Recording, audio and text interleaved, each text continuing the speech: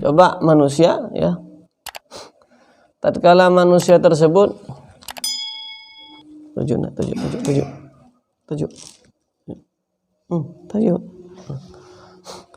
Tatkala manusia tersebut sudah bekerja mencari kenikmatan duniawi, pangkat dan kedudukan dengan segala trik dan cara dikerjakan, mau halal ataupun haram, mau malu ataupun tidak malu, dikerjakan, mau ruwet ataupun tidak ruwet, mau masalah tidak masalah, dengan segala trik dan cara bakal dikerjakan, bakal ditembus, walaupun dengan barang yang haram, walaupun dengan cara yang haram, akan dikerjakan untuk apa? Mereka pecinta dunia, mereka pencinta hawa nafsu.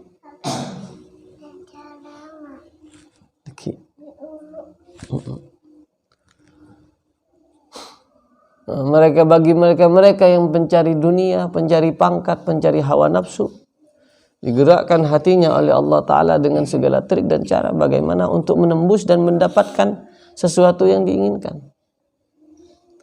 Begitupun orang yang dicintai oleh Allah Subhanahu wa Ta'ala akan digerakkan hatinya, akan merasa rugi, akan merasa kehilangan apabila tertinggal daripada amal kebajikan. Maka dia, orang-orang yang digerakkan hatinya, orang yang dicintai oleh Allah Ta'ala, digerakkan hatinya sebagaimana Allah Ta'ala membenci orang yang tidak diberikan hidayah, sehingga mereka yang tidak diberikan hidayah menggerakkan hatinya mereka oleh Allah Subhanahu wa Ta'ala, merasa rugi ya, merasa tidak puas, merasa terbebani apabila tidak mendapatkan sesuatu yang diinginkan, mencari pangkat, kenikmatan dunia ya, tatkala tidak mendapatkan dia akan merasa rugi. Contoh, soal dia pangkat, ngejar pangkat dengan segala trik dan cara, jalan ke sana, minta omong sana, minta tolong ke sana, minta tolong ke sana. Untuk apa? Ngejar pangkat. Bahkan tidak sedikit mengemis. Bahkan tidak sedikit mereka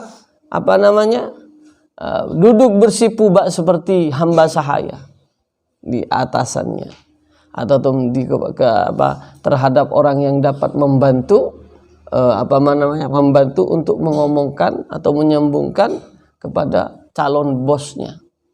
Banyak itu sering duduk kepada mereka aparatur negara yang mau pangkatnya naik, yang mau diopeni sama bosnya, datang kepada orang-orang yang dianggap mampu untuk membantunya, seperti layak hamba sahaya itu.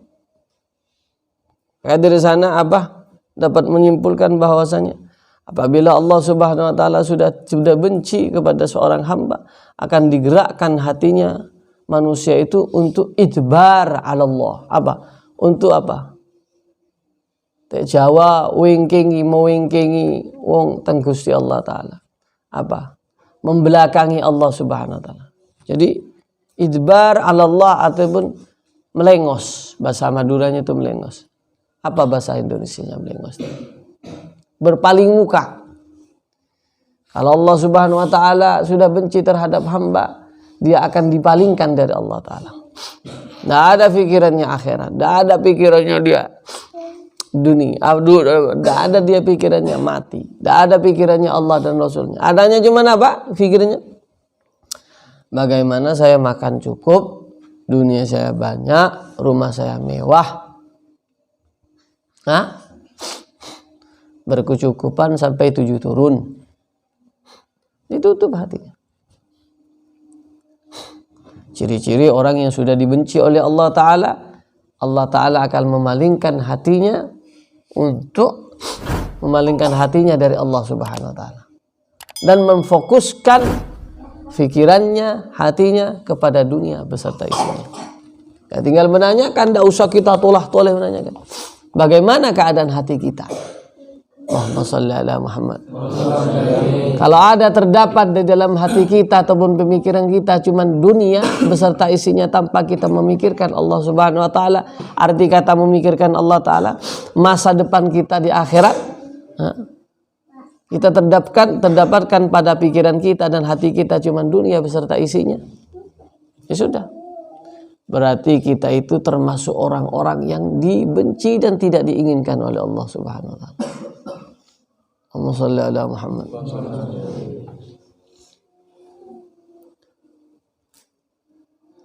Sesuai yang sudah tak bawakan, idza ahabballah taala 'abdan wuffiqa bil khair.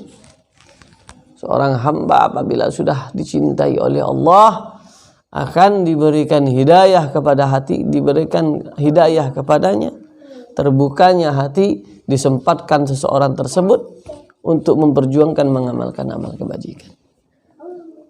Otomatis kebalikannya, apabila Allah sudah tidak mencintai seseorang tersebut, maka tidak diberikan kesempatan mengamalkan amal kebajikan. Mau ibadah malas, ngapain juga ibadah, tidak dipikirkan, tidak penting baginya. Yang penting apa? Kerja. Penting apa? Dapat uang. Penting apa? Dunia. Tidak ada ciri-cirinya orangnya. Jadi tatkala kita mau mau menanyakan kepada kepribadian kita, apakah kita termasuk orang yang dicintai disayangi oleh Allah Ta'ala? Coba, kalau ada pada hati kita, benih pada sanubari kita, terlahirkan berupa kecintaan kepada Allah Ta'ala. Misalnya kita kalau tidak sholat jamaah merasa rugi. Kalau tidak ada peningkatan dalam keimanan dan ketakwaan, kita merugi dan menangis. Tatkala kita tidak mendapatkan kesempatan sholat malam, menangis kita, ya Allah rugi kali, menyesal. Jangankan sholat wajib, sholat sunnah pun kita tinggalkan tatkala di malam kelam, kita merasa merugi dan menangis, maka ketahuilah kita itu orang-orang yang terpilih dan dicintai oleh Allah Ta'ala. Tapi tatkala seorang anak Adam tidak pernah berpikir, tidak pernah terlintas di dalam hatinya, mau sholat ataupun tidak sholat, mengerjakan kewajiban ataupun tidak mengerjakan kewajiban, istilah kata di dalam pikirannya cuman dunia, pangkat dan seisinya. Istilah kata pemikiran hanya cuman dunia, tidak terlintas pada pikirannya hanya cuman dunia, maka ketahuilah kita termasuk orang-orang yang tidak diinginkan oleh Allah Subhanahu wa taala. Karena apa? Ciri-ciri orang yang diinginkan oleh Allah dan dicintai oleh Allah Ta'ala, diberikan kesempatan untuk mengamalkan amal kebajikan. Dan ciri-ciri orang yang dibenci oleh Allah Ta'ala tidak diberikan mengamalkan kebajikan. Jadi tinggal mikir kita semua. Kita sebagai mukmin, kita sebagai muslim, tatkala kita meninggalkan sebuah perkara berupa kewajiban, kewajiban kita sebagai hamba Allah Ta'ala, meninggalkan puasa, meninggalkan zakat, utamanya meninggalkan sholat, merasa kita rugi, merasa kita ketakutan, merasa kita malu kepada Allah, merasa kita takut tidak mendapatkan maghfirah atas kita peninggalan kita terhadap kewajiban kita, ketahuilah maka hidayah menghampirimu, Rahman Rahim menduduki hatimu. Berarti kita masih terpilih, disayang oleh Allah. Tapi gilirannya seseorang tersebut, dia tinggalkan puasa, bahkan sengaja dia meninggalkan, bahkan tertawa tatkala meninggalkan puasa. Bahkan dia congkak di hadapan orang, dia makan. Di hadapan orang yang berpuasa dia ngerokok sengaja. Orang bermaksiat harus Allah Ta'ala menutupi. Saking sayangnya walaupun dalam keadaan maksiat, dia tampakkan kelelakiannya, tampakkan kehebatannya, tampakkan keistimewaannya. Dia ngerokok depan orang dalam keadaan puasa. Orang yang seperti itu lebih daripada Fir'aun. Bahkan minimalnya sama seperti Fir'aun. Fir'aun saja tatkala ghargharah dia akan tobat. Diriwayatkan tatkala Musa alaihissalam dikejar Fir'aun, tatkala itu pun Fir'aun sudah sudah memukul Musa memukul ke lautan sehingga membelah dua, maka mengikuti umat Musa. Setelah itu dipukul lagi untuk kembali. Itu diriwayatkan bahwasanya Fir'aun itu tatkala sudah tenggelam, dia mau mengucapkan kalimat syahadah, maka malaikat berkerumunan datang kepada Fir'aun menutup mulutnya, takut dia syahadat. Kenapa? Tatkala dia bersyahadat, Allah Subhanahu wa taala spontanitas akan mengampuni. Takut bersyahadat Fir'aun, maka ditutup oleh malaikat, diriwayatkan. Kenapa? Ini menceritakan saking rahman rahimnya Allah Subhanahu wa taala. Orang yang menjadi orang yang betul-betul membangkang kepada Allah taala, tapi tatkala seseorang tersebut akan berkehendak bertobat, tidaklah Allah Subhanahu wa taala akan menarik ataupun menutup pintu tobatnya. Maka sepakat para malaikat tatkala Fir'aun tatkala sudah menutup air untuk dikembalikan menjadi satu, ditakutkan Fir'aun itu mengucapkan kalimat syahadah, yakin kepada Allah, maka malaikat berdatangan berkerumun untuk menutup mulutnya Fir'aun.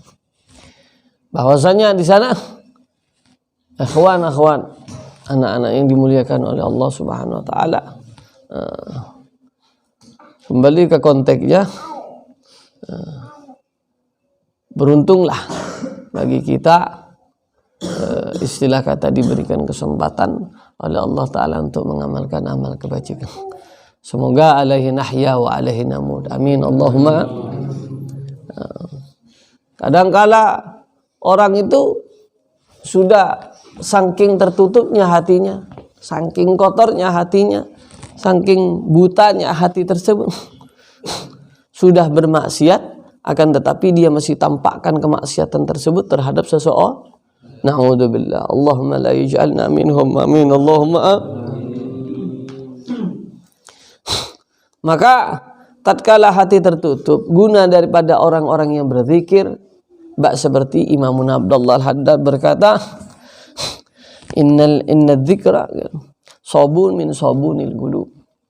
Sesungguhnya zikir itu merupakan sabunnya Kalau kita anggota tubuh yang kotor ataupun badan yang kotor, kita tinggal membeli deterjen sehingga kita bersih.